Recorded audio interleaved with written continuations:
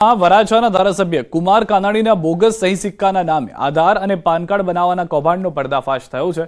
ધારાસભ્યના ડોક્યુમેન્ટને દુરુપયોગ કરી આધાર કાર્ડ અને પાન કાર્ડમાં સુધારા કરવામાં આવતા હતા। કપોદ્રા પોલીસે ઓરિસ્સાના દીપક પટનાયકની ધરપકડ કરી છે, જેની તપાસમાં મોટો ખુલાસો થયો છે। આરોપીએ MBA સુધીનો અભ્યાસ કર્યો છે। આરોપી પાસેથી 20થી વધુ સહી કરેલા ફોર્મ મળ્યા છે। આરોપી નવા પાન કાર્ડ બનાવવા માટે લોકો પાસે ફોર્મ પર સહી કરાવતો હતો। આરોપી લોકો પાસેથી દરેક ફોર્મ દીઠ 200 રૂપિયા વસૂલતો હતો। આ ઉપરાંત ધારાસભ્ય કુમાર કાનાણીના આધાર કાર્ડની ઝેરોક્સ પણ મળી આવી છે।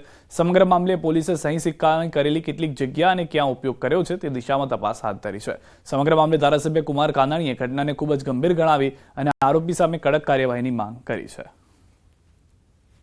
एक आरोपी को पकड़ा है जिसका नाम पटनायक दीपक है और ये उड़ीसा का रहने वाला है और ये होसाड़ आवास में रहता है।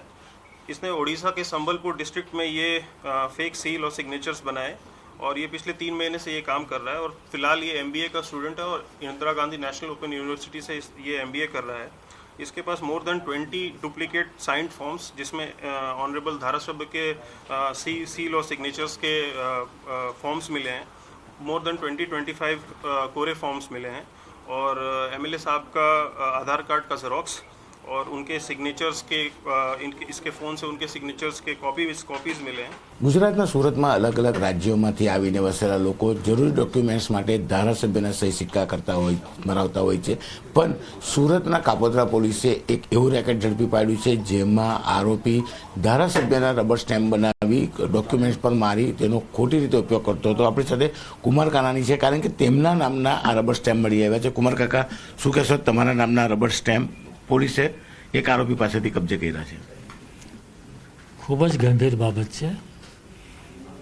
મારા નામના સહી સિક્કા ડુપ્લિકેટ બનાવીને સરકારી ડોક્યુમેન્ટની અંદર એનો ઉપયોગ થઈ રહ્યો છે, કારણ કે આવા સિક્કાઓનો કઈ કઈ જગ્યાએ ક્યાં ઉપયોગ થયો હોય, કેવી જગ્યાએ ઉપયોગ થયો હોય, ખૂબ ગંભીર બાબત છે।